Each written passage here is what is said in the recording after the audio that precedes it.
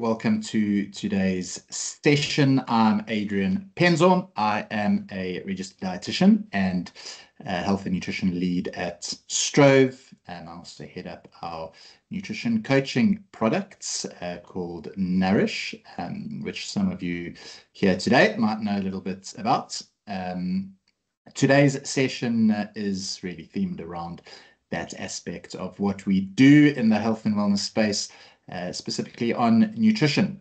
So very much looking forward to the session. We've had a great response so far, and hopefully it's going to be nice and interactive as well. Obviously covering some specific topics. If there is anything that piques your interest or makes you think of a question or something that you'd like a bit more info on, please feel free to pop it into the chat as we go along. I'll either cover it as I see it, or we'll have a little chat towards the end as well. Today's session specifically is looking at carbohydrates and how they impact your blood glucose levels and what you can perhaps do to monitor that, to manage it, and the things that we can do to improve our overall sort of well-being and our performance, and make sure that we are mitigating risk for any sort of long-term chronic disease by focusing on one of these aspects, which is our sort of carbohydrate code. So what I'm going to cover today is just a quick 101 to start, looking at carbohydrates, and just so we're all on the same page of what we're talking about. We'll then look at the glycemic response, so what's actually happening when you've consumed some carbohydrates. I'm going to cover the scales that we use as a guide here, which is our glycemic index and glycemic load. We'll look at some practical solutions and applying these things, and then how it actually might differ from one person to the other, before wrapping it up with some interesting tech in this space, which is our CGM devices, and then we can have our chat sort of towards the end. All right. Before I get started, I thought it might be quite useful just to launch a little poll to get your fingers typing and ready to go, so that you've also got some questions that you can ask at any point. But I thought I'd start the conversation, which is something that we'll bring back in when we look at how everyone differs in this space. So what I want you to do is let me know how you normally feel about an hour or two after eating a high carb meal. So sandwich, pasta, rice-based dish, something like that. There's sort of typically three ways that we might feel. You might feel energized and focused after a meal like that. Perhaps you feel sluggish or sleepy. Maybe you're still hungry, or you start craving foods more when you have these. Or perhaps you've just never really noticed, paid much attention to it. There's no wrong or right answer. So just pop it in there and we'll see how kind of what's typical. And as I wrap it up a little bit later, I'll swing back to this and we can talk a little bit about what all of those different things might mean. All right. All right, carb 101, just so that we're all on the same page. I'm sure you all know what a carbohydrate is.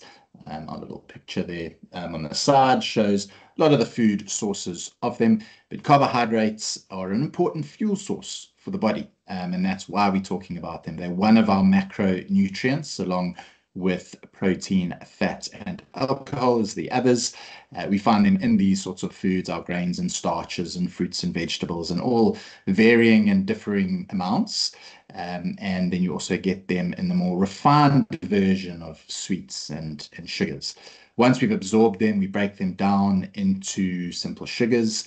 They go around the body. We store some, we use some. It's very important fuel for a number of things. The brain relies heavily on glucose as its primary fuel, and our muscles use them to produce energy and help us move, and for our heart to beat and our lungs to pump, and all these sorts of things. And then the cellular functions require, a lot of them require glucose as a fuel as well. We do use other sources of fuel, fat and at times protein, but the easy one the body likes to use is carbohydrate because it's easy to break down, but we don't store much of it. We store a little bit of it in our liver and our muscles, so we need to consume it so that we can keep topping that up. And how much we need might depend on how active we are, our body size, and those sorts of things, what our energy needs are in the day.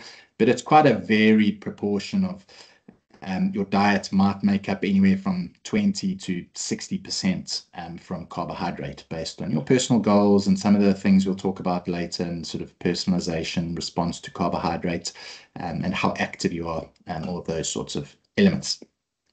Now, the three main types of carbohydrates we get in the diet are sugars, which are the quick energy sources. They're the refined, simple forms of things. It might be a sugar that you're adding to food, or honey and syrup that's just made up of some sugars, fruit, sweets, soft drinks. These are the things that have sugars as their main source of carbohydrate. You get more complex version, which means these sugars are all then bound up and tied together in longer strings, which make them slower to digest and break down. And these are called starches, and they provide slower energy. And we get these in our starches and grains, the bread, rice, pasta, and potatoes. So they're more complex carbohydrates. You've heard that term. And then pretty much the most complex of the lot is called fiber, because we can't actually digest and break that down to provide energy in the body. So it is a type of carbohydrate, but we don't absorb and consume that for an energy source. It passes through the gut, and it's got a lot of other important roles to play. It helps with our digestion. It keeps us a bit fuller for longer. All of that's obviously quite important from a gut health point of view, and in the context of today's chat as well, it helps to stabilize our blood sugar levels, and we'll talk a little bit about why later. So that fiber we get in whole grain foods, in our legumes and pulses, in vegetables and fruit, all of the things that we've heard that contain fiber. It is a type of carbohydrate, and we'll kind of allude to its role in a bit. Now, the glycemic response is the sort of next part of this, is how your blood sugar changes after you've eaten a carbohydrate containing food. So what happens is you'll consume something, like when my video loads here in a second, something that contains carbohydrates is going to impact your blood sugar levels. All right. A delicious looking piece of pizza contains carbohydrates. You're going to consume that. It goes into your body, it gets digested, gets absorbed in the small intestine, and it's absorbed as glucose, which travels around the blood. And as those blood levels increase, your insulin then gets called into action, which is the little flower on the cell there, which acts like a key and allows that glucose to move into your cells to keep your blood glucose level. So it brings it down again. Your body wants to maintain a fairly narrow band of glucose in the blood. So it's trying to control that all the time.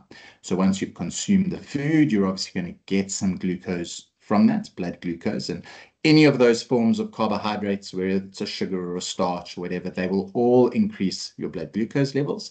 As that happens, the insulin comes into play and allows that to move into the cells just to maintain sort of a balance and that band of blood glucose levels. So that's quite normal. It's going to happen all the time. It's going to fluctuate. It's going to go up and down based on when you're eating, the foods that you're eating. And it is influenced by a number of different aspects.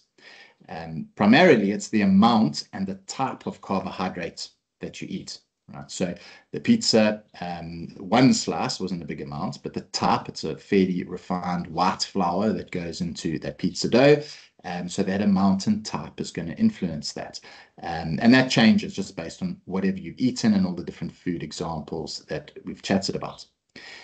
Other things that might influence how much those levels change could be the fiber content. Like I said, that slows digestion. It slows how quickly that blood glucose level rises. Similarly, if there's some fat or some protein, either in the food or in the mixed meal that you're having, that's also going to slow that response. So all of those things will change how those blood sugar levels fluctuate.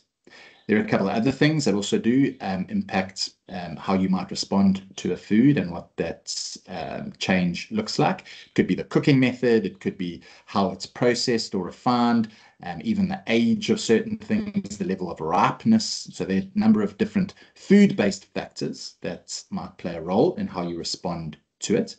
And then there are also some individual factors that can influence. If you and I had exactly the same food, we both had a nice banana as a snack, your and my blood sugar levels might react very differently.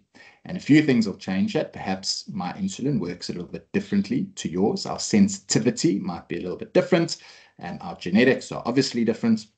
So how all of our system works and everything's going to be a little bit different. My gut environment is going to be different to yours. The bacteria in my gut has a role to play. Perhaps I've only had 5 hours of sleep last night and you've had a bit more, and that might impact it as well. Stress levels, exercise, a lot of individual variances that play a role. So there's no one way of responding to a specific food, and we'll dig into this a little bit later. Now, when things don't go according to plan, what might sort of be presented with are two abnormalities, a way to kind of describe them, one being insulin resistance and the other type 2 diabetes. Now, insulin resistance means that that insulin that's opening the cell for the glucose to move in is perhaps a little bit jammed, it's a bit rusty, it's not working so well. So that system and the messages that get sent don't allow that glucose to move into the cell as effectively as perhaps the very first day that it was all working. And your body starts to produce more insulin to do that because it needs to send the message. So no one's picking up the phone, it needs to keep calling. And that's kind of what's happening with insulin resistance, and it's building up because it's not working as well. Chronically and over time, that might lead to type 2 diabetes, when your blood sugar levels rise now because you can't control those levels as well. Your insulin's not working as effectively, and that means we'd pick up a high or raised blood sugar level as standard. So it's very hard for your body to bring everything back down into the normal range. And in a fasted blood test, we might see that your blood glucose levels are very high. So type 2 diabetes means that your insulin is not really working so well, and it comes along with raised blood glucose. Now, over time, that can lead to issues that damage your cells, your nerves, your eyes, a number of different impacts or effects that a raised blood glucose level over time can have, which is why it's quite dangerous. So we want to avoid these chronically raised levels so that we can help the body to maintain its narrow band where it wants to be. A rough look of what it might look like if we put it into a graph, it's never as smooth as this, but just to give you an idea, is that your blood levels of glucose are changing all the time. So they're going up, they're going down based on the food that you eat and all sorts of those other aspects as well. Now, quite often we talk about these spikes and crashes in our blood glucose level, and it's become sort of common language. We read about it, we hear about it, we get told we need to avoid these spikes and avoid these crashes and watch out for insulin and all these sorts of things. And now, if we had to define what a high blood glucose level, if you've ever had a finger prick test or you've gone for your blood works and you might get back whatever your level is, we'd say a high blood glucose is above 7.8 millimoles per liter, and a low level is below 4. So that's kind of the band where the body wants to maintain it, is within that range. So even when perhaps you've eaten something, or maybe it's been a few hours since you haven't, it's going to fluctuate and go up and down like that, which is normal. There's going to be little spikes and little drops, but your body wants to kind of maintain this fairly narrow band between those numbers. The point I want to make about this band and this whole concept of spikes is I think we've a bit unfairly focused on it, and quite often, like I said, we've been told to, avoid these spikes, but they're somewhat natural. It's going to happen. Foods that we eat are going to increase our blood sugar levels on its own, and in an isolated case, or even a couple times a day. It's not really going to be that much of an issue, right? So the time and range is a concept we can maybe take out from this and think to ourselves, well, my goal in terms of trying to maintain a healthy blood glucose level means for most of the day, I want to do the things that are going to keep my blood glucose levels within this range. There will be a couple of times when it goes up and goes down, but if that's infrequent, we don't have to worry about it.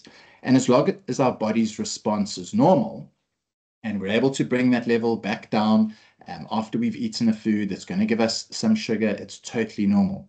So it's unrealistic and even unnecessary to worry so much about these spikes, and that this is the thing that's going to, over time, cause insulin resistance or diabetes. If we're spending a lot of time outside of this range, so if we have that spike and it stays there for couple minutes or a couple hours a day that we're outside of this range, that's where we start to see these issues developing.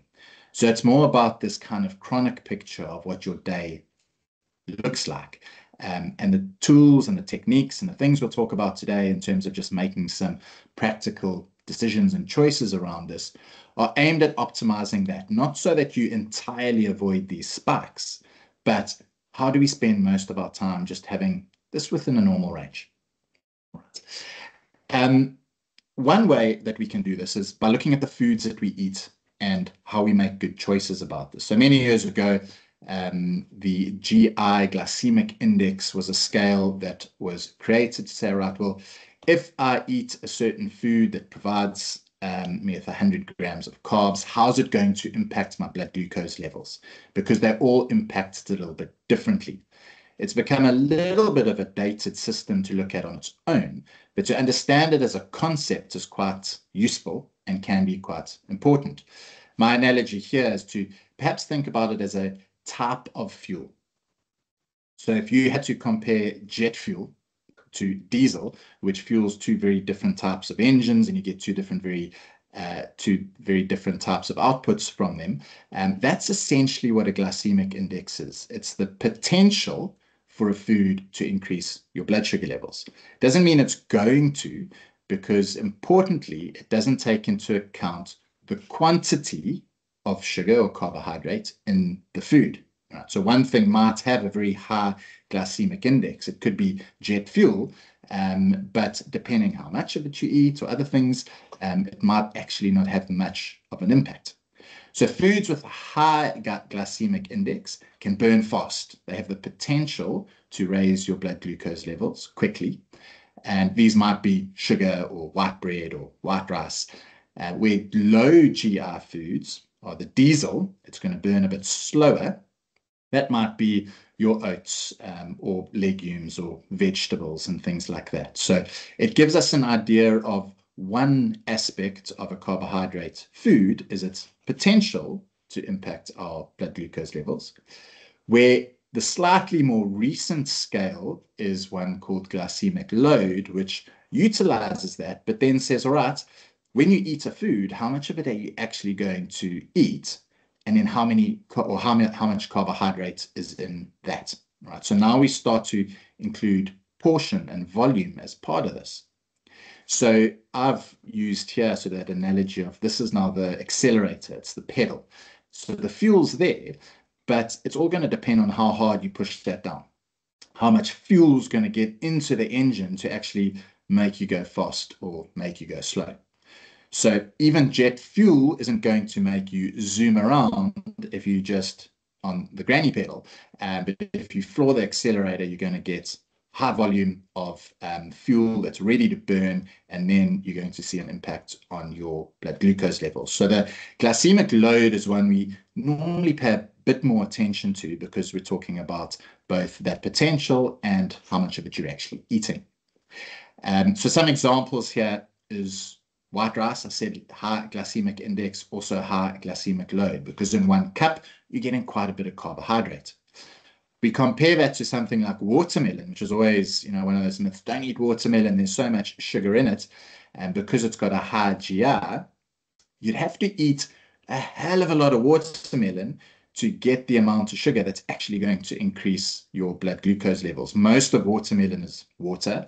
There's a little bit of fiber in there. So its glycemic load is actually quite low, because if you had a wedge of it, or even if you had a couple wedges of it, it's not really going to impact your blood glucose levels. The potential's there, but in reality, it's all about that sort of portion impact on it. Right, so glycemic index and glycemic load are valuable tools, and we just have to understand the concept of them, and we can kind of think about them a little bit in terms of making some food swaps and making it practical. How can I lower these things so that I know if I reduce the potential by choosing good foods, and I'm mindful of perhaps how it's cooked or the portion I'm having, I can also reduce how hard I'm pushing that pedal.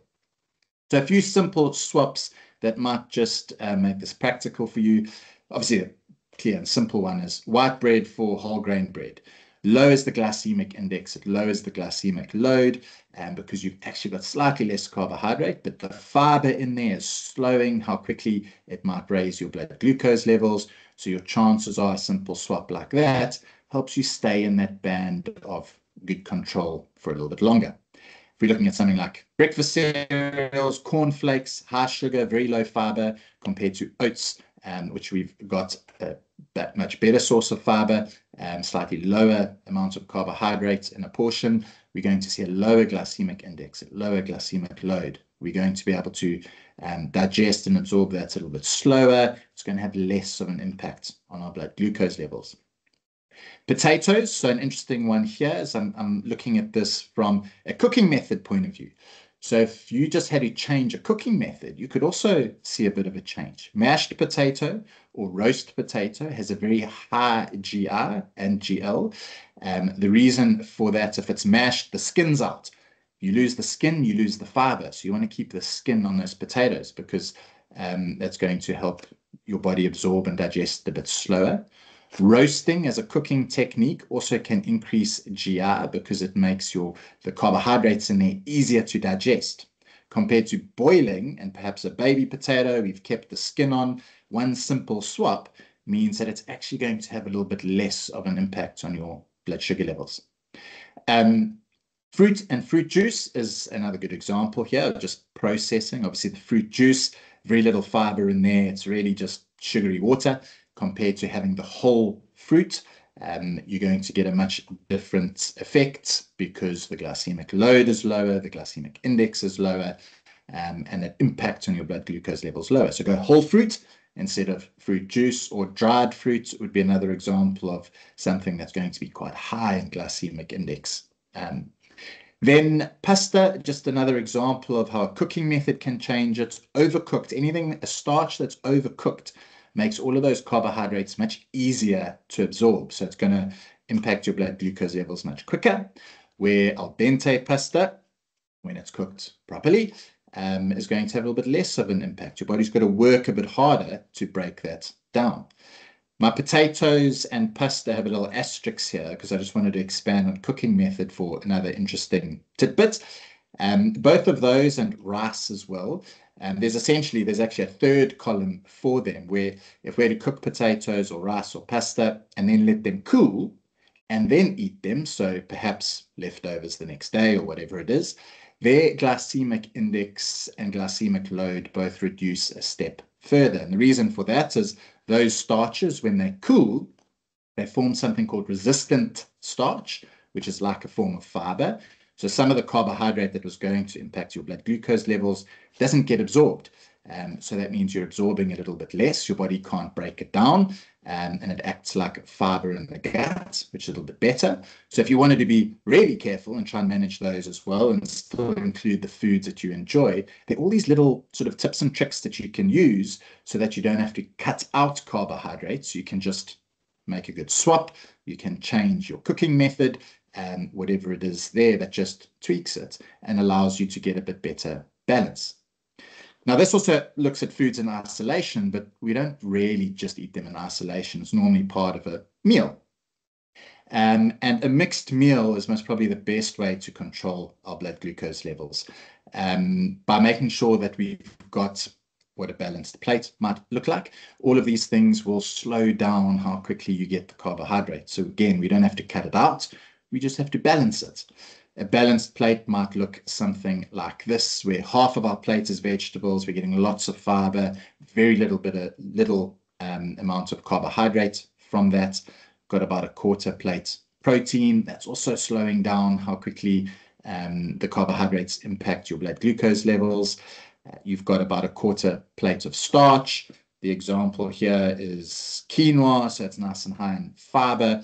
So again, it's slowing how quickly it's going to get into the blood. And then the fat also does that. So our balanced plate that we focus on for all sorts of other reasons also has an impact on blood glucose levels. So if you remind yourself dishing up what it should look like, that's kind of what that plate should be. Now, the individual variances I kind of wanted to swing back to. I just want to bring up our poll to see where everyone was. Because we all respond differently in all of this. These things are how foods typically respond, but even a GI, for example, where a food has a specific number, you and I might respond very differently to that. So having a think about how we react when we have a high carbohydrate meal can guide us in terms of perhaps what's going on, and also just help us reflect a little bit. So almost half of you fed back here that after a high carbohydrate meal, you feel sluggish or sleepy, which is quite common, and most probably the most likely response. And the reason for that is the spike that happens after a high carbohydrate meal is then treated with that insulin release, which brings those sugars into the cell. And quite often we produce a little bit more than we need. And particularly if the meal's been quite high in carbohydrates, and there's an overproduction, and this crash that happens after the high carbohydrate meal feels to us like being sluggish or sleepy. So when your blood glucose levels are a little bit low, it can be because you've had too much carbohydrates in the meal, or the type that you've chosen is one of those that it has the potential to raise your levels very quickly. Obviously, the goal of any meal and maintaining our sort of daily performance and our health over sort of the chronic span is to make sure that we feel energized or focused. And only 7% of you said you actually feel energized or focused after a sort of carbohydrate-based meal. That's the goal. That's what we want to shoot for. So it's a good tool to be able to reflect on this and think to yourself, well, when I'm having these things and I want some carbohydrates in my meal, I need to try and get that as the outcome. So I either need to adjust my portions or my choices specifically around the carbohydrates, or the bulk and volume of the meal itself, because that can also make you feel a bit sluggish and sleepy, so that's how I feel afterwards. So a little bit of tinkering to kind of get to that. There's a fair proportion, was about 16% of you said you might be hungry again or craving food, which can also be related to that high insulin response and a bit of a crash. Your body says, my blood sugar levels are low, I need to get some more in here, which is one of those kind of self-evaluating tools you can use. But it also might be that that carbohydrate is refined and tied in with other foods that make us want to eat more. So when sugars and refined carbohydrates are combined with fats, it says to our body, this is great, I want more of this. And if you're feeling that, it might be something to kind of let you look back on the meal and say, right, well, how can I make that a bit better? How do I change my choices here, get my balance a little bit better? Does it look like that plate that I showed on the last one? And for a third of you who said you've never really noticed, maybe this is just a great reminder to start noticing. Start thinking a little bit about how you feel after your meals to know how you respond, so that you can change what you're doing to feel a little bit better. If I'm not energized and focused after my meal, what do I need to do to correct that? If I'm feeling hungry or sluggish or whatever it is, how can I tweak that? It doesn't need to be wholesale changes. Maybe it's just a little bit of refining here and there, just so that you can get the most out of it. All right. Now, how we respond away from just the food choices we make and why we all have individual variances, there are a couple things here that might be worth remembering. One of them is insulin sensitivity, right? And that's just how your body reacts, how efficiently you can send those little keys around to go and unlock the cells and let the glucose move in, and how often, how much time you spend in that good range means that all of that's going to work a little bit better. All right. As that declines, you might start to see a little bit of a change. Another variance might be the time of day. So for you, you might find that there's certain times of the day that you tolerate carbohydrates better than others. For many people, this is earlier in the day, so in the morning or the first half of the day. Quite often, our ability to metabolize and manage carbohydrates is better. Exercise is another one. Exercise and movement, like it can be as simple as a brisk walk after a meal, can also improve how well your body uses those carbohydrates. During exercise, it all changes as well. Your body changes how these systems work.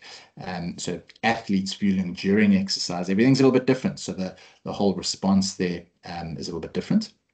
Your sleep quality can change it. So even one night of poor sleep can diminish your insulin sensitivity on the next day. So you might not tolerate foods as well on the next day, carbohydrates as well. Your stress levels can play a similar role. So stress hormones can impact how you digest and metabolize carbohydrates. And similarly, because that digestion all happens in your gut health can also influence what those carbohydrate levels look like and your blood sugar control. So there are a number of different things that might influence this. And if I'll move on to just wrapping it up with a novel tool to kind of look at all of this, but it's not the same every day for yourself, for you and me. All of these things do change. It's an ever-changing environment and how we respond, but we can also control that. And these are some of the things that we can influence so that we can help control our blood sugar levels and keep them in that band. So can tech help us do this? And I just wanted to wrap it up with this aspect of something called CGMs, which is continuous glucose monitors. You might have seen them, heard about them, read about them. They look like that image on the side there, a little sensor that you can stick in the back of your arm. It's a very small needle that goes into the body, and it continuously measures your blood glucose levels. Now, they can be very interesting. One of those things will last about 2 weeks. So you'd be able to get a 2-week view and window on what's going on. It can be quite a useful learning tool and a way to help identify things that influence you, because we're all very different in the way that we go about it. So because it shows real-time blood glucose changes, you can see how certain foods influence you, how those other variations might impact you, from whether your sleep has a role to play, your exercise, your stress levels, the time of day that you're eating something, or when you combine foods, what it actually looks like. So in the right context, these types of tools are now at our fingertips, and we can use them when we're trying to improve this. So if it's something that's on your mind, something that you'd like to improve, if you are someone who has a history of insulin sensitivity issues, or prediabetes or diabetes, and you want to get a control of this in the right context and perhaps with the right guidance, it is a very useful tool to play around with.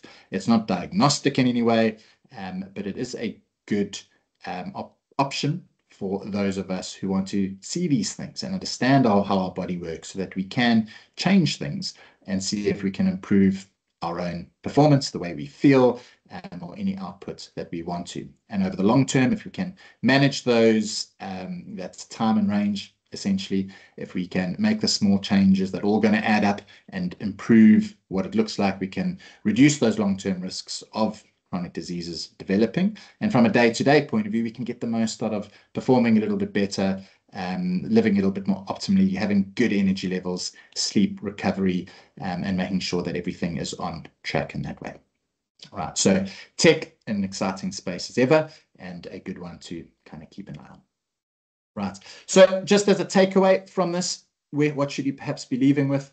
One, remember, not all carbs are created equal. The type, the amount, the processing method, the cooking technique, all of these might influence it. But based on that poll as an example. If you could eat, pause and reflect on how these foods affect you and perhaps some of the longer term impacts they might have, or if you are going down the path of a CGM, what's actually happening here, it might be a useful opportunity.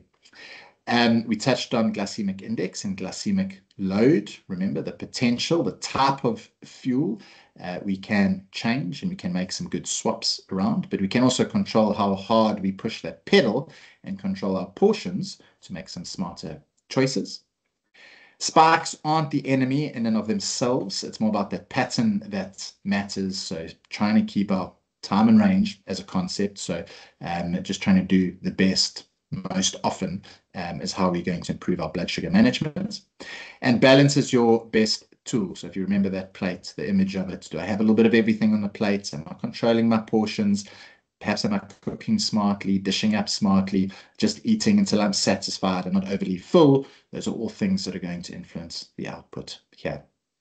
And in our tech, like CGMs are a learning tool.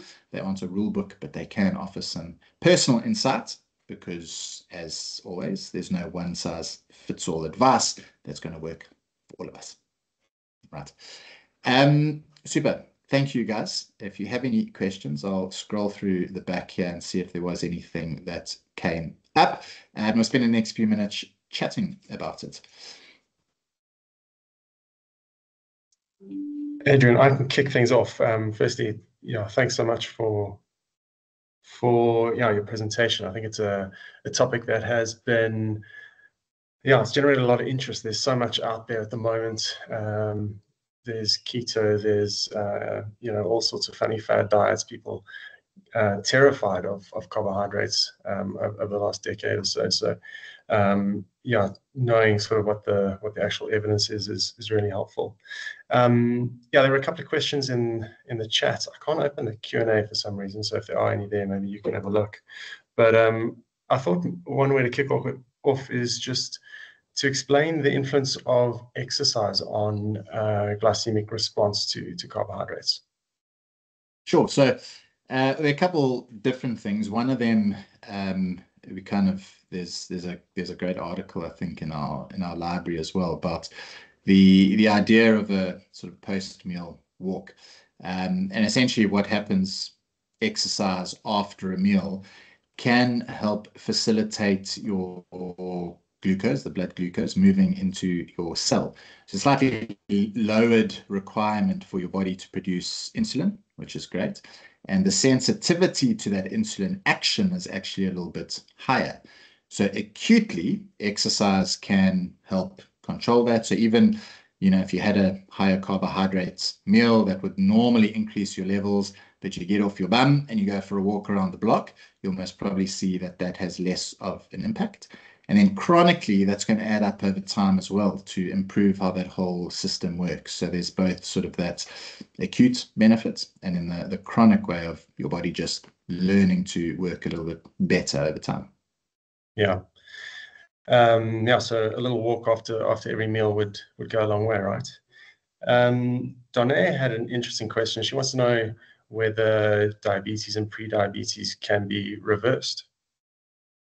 So, Donna, they can. So, obviously, I mentioned type 2 diabetes, and just to sort of separate that out, the other type of diabetes is type 1 diabetes that you'd typically be born with or present very early in life with, which your body just doesn't produce insulin. That's not something we can overcome, and that'll be treated with insulin. But pre-diabetes means you're not quite there yet, and this whole system of the glycemic response I chatted about, things aren't working too well. Your body's either starting to produce more insulin because that sensitivity is down, or how well that key is fitting into the lock on the cells isn't working as well. But importantly, this can be improved. Normally, the strongest influence of this is weight loss, actually. So if either the pre-diabetes or early sort of staged type 2 diabetes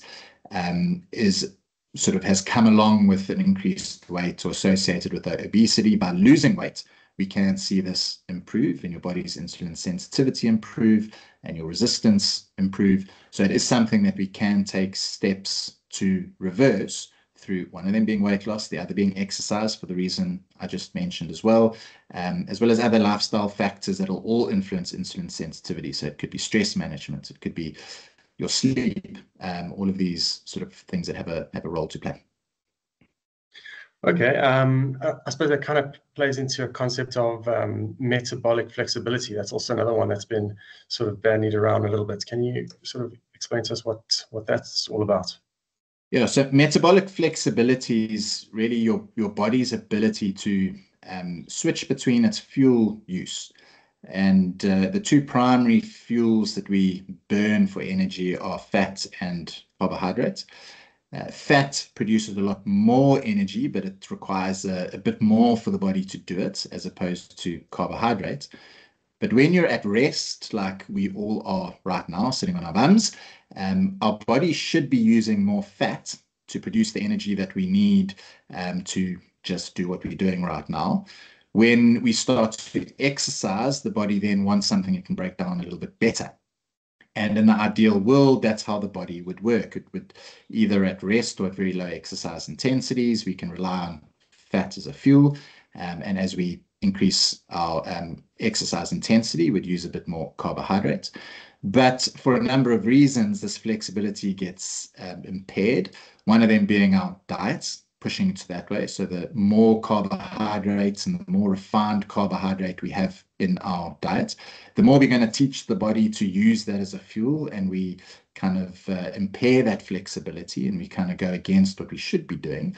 So, and that might be related to, you know, too many spikes, too much time out of range, high carbohydrate diet, where I'm not saying without we don't want them, but if we're able to get that balance and do all the things that we spoke about today to limit the impact on your blood glucose levels, the body will then slowly digest, absorb, do what it needs to do, and it can still just be tapping on our fat for energy during rest like we should. And it's that flexibility that can be related to the development of chronic disease over time, when we lose this ability and become a bit more inflexible in our fuel use. Okay, so we want to be flexible kind of physically, but we also want to be metabolically flexible, right? Fran had a much simpler and I think quite South African question. She wants to know whether wheat bix are any good for your glycemic response.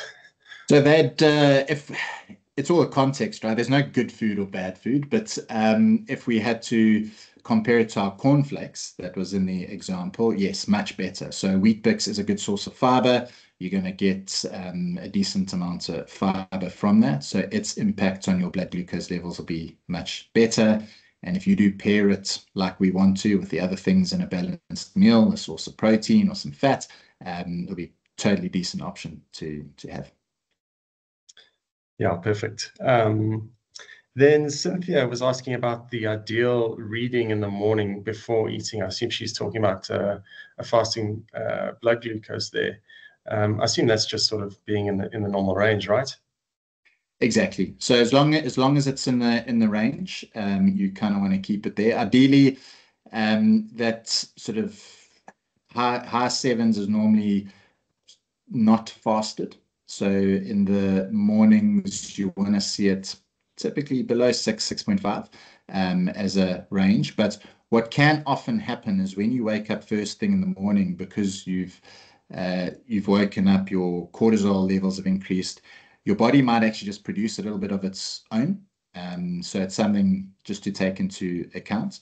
A fasted level a little bit later in the morning might be a bit more accurate for you when your cortisol level's not at its highest. Okay. Moving away from kind of general health a little bit, Dolan was talking about sport nutrition and carbs and sort of what the ideal carbs are for intra-activity. He's talking about training, up to 20 hours a week, obviously an endurance athlete. What's your kind of general guidelines for athletes training at those sorts of levels? Sure. So that's a good example of, I mentioned at the very beginning, the things that influence us needing more carbs, and training load and volume like that would be one of those. As a quick kind of overview of it, if our training's less than a session is perhaps less than 60 to 75 minutes, you don't really need to specifically do anything additional to fuel that session. Once we start getting to 90 minutes and beyond, your body doesn't have enough stores to support that. So if we maximized all of our liver and muscle stores, we could maybe get 90 minutes of exercise out of our carbohydrates. And then as that goes longer and as we accumulate that through the week, we need to top up on that. So for intra exercise, it's guided by the duration, number one. So obviously we're going beyond 90 minutes. We want to do that. It's guided by the goal or the intensity. So if it's low intensity, less reliant on carbohydrates, going back to our metabolic flexibility, we want the body to be learning to use fat in that zone. High intensity stuff, quality stuff, interval training, things that we really want to get good performance out of, fuel them with carbohydrates because you will get better outcomes and output from that. And then as it goes longer beyond the 90 minutes, we want to do that. How much we need depends a little bit on an individual. Again, it could be anywhere from 30 to 90 grams of carbohydrates an hour, and that's going to depend on your normal daily diet, how well you tolerate carbs, how well you've trained with them. So your tolerance is going to be the thing that guides you during exercise, what you used to. That also relates to the choices that you make, whether it's whole food or gel or drink or anything. So sort of I think the takeout message of that is if you're looking for long stuff and good quality stuff, the more you can get in, the better your output will be. You've got to teach your body to do it, and you've got to do that from sources that sit well. So things you can digest easily that work for you. Yeah. I mean, I know at the pro level, athletes have been pushing sort of the amount of carbs they take. So we started, thinking that 40 to 60 grams was probably sufficient, but I know that lately some athletes in the Tour de France are aiming for 120 grams of carbs per hour. I mean, doing that at rest is hard enough, never mind while pedaling up Mont Ventoux. I know we're quite well over time. I thought maybe we just take the one last question, which was from Sarah, who was asking about ketosis. I mean, so if carbs can cause issues with your glycemic response, why not just eliminate them altogether? And what's your general opinion on ketogenic diets and ketosis? So ketosis, for anyone who might not quite understand what that would mean, is when you have very low carbohydrate intake, you don't have carbs as a fuel anymore. So your body's forced to make this fuel from somewhere else, and it does that from fat and protein. And it produces ketones, which can be used by the brain and various other things as that source of fuel. So a ketogenic diet means that you have low enough carbohydrates to push your body to do this, which is extremely hard to do physiologically because, again, variances here, everyone's levels are a bit different, and I could get into ketosis at below 60 grams a day. Someone else might need less than 15 grams a day, and it can be quite difficult. Staying in that is also quite difficult. And whenever I'm talking about diets and following something, I always started off with as a something you can actually stick with and you can do long term. And for many, this would fail that test because of how difficult it is. Even your spinach and a lot of your vegetables have carbohydrates that might, kick you out of ketosis if you are one of the lower level guys. And then on the other side, you're missing out on a lot of things that the carbohydrates might provide. We've spoken about fiber as one of the aspects. We only really get that from carbohydrate-based foods. But then various vitamins and minerals, and we might run the risk of following a nutrient insufficient diet. We lack the sort of diversity and nutrient profile that the carbohydrates can provide. There are some applications for ketogenic diets, and some people can do them, and they do work for some people, whether it's long-term, just needs to be part of your decision that you make, how easy it fits in with your life, and what you can stick to. And then whether it's actually needed when you can get a similar result with something else that might be less extreme, might be something that's you'd have to kind of navigate as well. Cool. Yeah, makes sense. Yeah, I think that's about it from for the questions. Is there anything else you wanted to end on or add? No, that's all. It's been a good session. Thanks for all the questions that everyone sent through. We will post this all up for those of our stroke clients here as well. If these are aspects to try and navigate a little bit more, want some help and support with, remember we do have our Nourish program that we can hook you up with a dietitian to chat through these things. Perhaps even if you've got CGM monitors you want some advice and feedback on, you can find all of that in app. We'll have another webinar in a couple of weeks, so watch out for communication from us. And thank you all for your time, and everyone who's hung on till the very end here. Have a super day. And Jared, thanks for popping in. Thanks, Adrian. Cheers, guys.